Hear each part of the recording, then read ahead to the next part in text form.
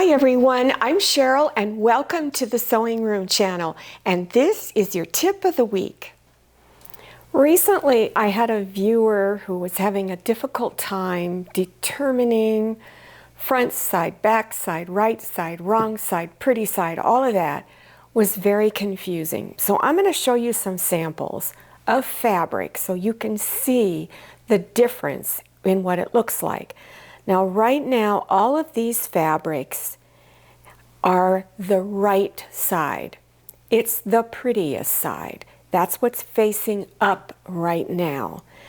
When you look at the wrong side, it's much lighter, usually, much lighter. And that goes for all of these. Then you get to some of your lighter colors, and it can be a little more difficult. Now, this is still obvious to me that this is the prettiest side. That's called right side. This one here is even more difficult. It is so close, but there is just a little bit of a difference. It's real easy for something like this where the colors are really, really bright. Now here the colors are pastel, but it's still much darker on this side. So when you buy a pattern to make something, it'll say right side, wrong side. What that means is the prettiest side is called right side. I often refer to it as front side. The not so pretty side is wrong side.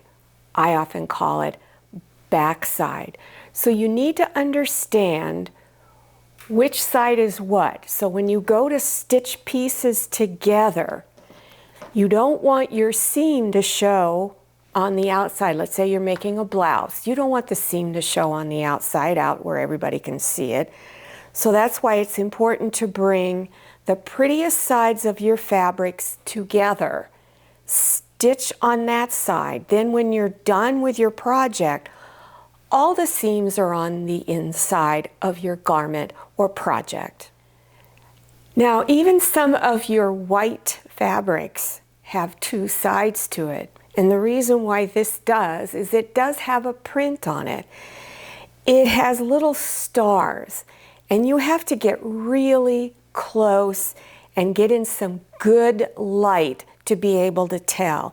And I'll usually put my hand underneath and I'll go to the window where I can get natural lighting to see which is which.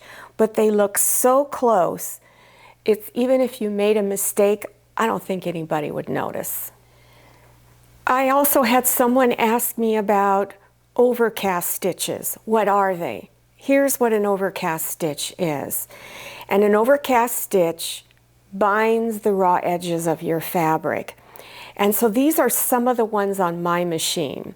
Now I should have used a darker thread, but here on this one is a serger seam. In other words, there's a special machine, it's called a serger. And what it does is it cuts your fabric and binds the edges at the correct seam allowance that you need. So if you're making some clothing, typically a standard seam allowance is 5/8 of an inch. So one way of doing it is to go in 5/8 of an inch and do your straight line of stitching and then do an overcast stitch. Some do it another way. They go in 5/8 of an inch and do their overcast stitch and then trim the excess fabric off.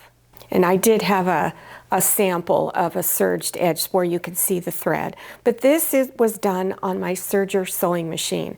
So when I make clothing, I prefer using a serger, but for probably 50 years, I used a regular sewing machine to make clothing, and they turned out just fine. This is a small drawstring tote bag, and this was one of my first tutorials I ever did on YouTube. And a viewer had a question on it. She asked, how can I make an existing tote bag I already have into a drawstring tote bag?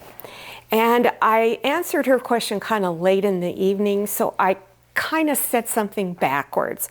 So I thought, well, I'm going to put it into one of my tips so I can go over how you could put a casing on a tote bag you already have.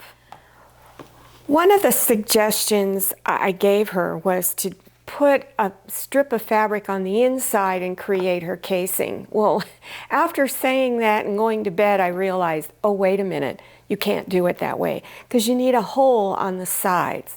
So what you would do is put a casing on the outside of your bag. And I'm using this ribbon as an example. And by the way, you could use ribbon, something that's washable. And so you would take each end of your ribbon and fold it over a couple of times and then stitch it down because you don't want this to unravel. Then you could pin it wherever you wanted it on your tote bag. You could pin it right up at the top or come down a little ways. And so then you would pin it down. Then what you would do is, I'm going to turn the bag right side out because this is real important. It's going to make it easier for you to stitch. So in here, you would have your ribbon, and then you would stitch on each edge of the ribbon, the top and bottom, but leave the sides open so that you can put your drawstring in. So I hope this is helpful to you if you're watching. Another viewer was trying to make this Japanese knot bag, and it's a really cute little bag. But there's one little tricky area that can be difficult to stitch around if you're not used to sewing. And she was having such a bad time, she wound up throwing the project away, and I hated to see her waste fabric. So what I'm going to do is show you how to stitch in small places on your sewing machine. Now, on most of your sewing machines, you will have some sort of a storage compartment around here, or you will have an extension table. Remove the table or any storage that you have. So when you need to stitch something like this, it's small, you can just slip it underneath because there's a place here. And then when you go to stitch, it just rolls around really easily. Whoops, I have it on reverse. And so you can just keep guiding it like this. Now there's another way you could do this same thing. I like having my pins on the inside. So I'm going to turn it this way. And I'm going to insert this underneath. And now you can lay it on top. So if you're not able to remove your extension table for whatever reason, you can lay it on top and then you can go ahead and stitch. And all you need to do is, whoops, you need to be careful your pins stay out of the way. That's the problem with all this. So you would pull the fabric forward, stitch a little bit, continue to pull the fabric forward up here and stitch some more. So let me show you one more tight space. This is something really small. It's a napkin ring holder size. So you're going to have to place it up on top because it's too small to go around the arm here. So place it inside. And this is where you have to stitch really slow. Okay?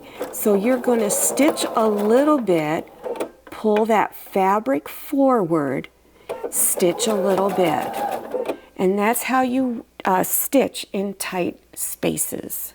Well, I hope you enjoyed this tutorial and that you learned something new. Practice on scrap fabric on some of these things I talked about, especially if you're new. Don't buy expensive fabric. Buy cheap fabric so that you can have things to practice on.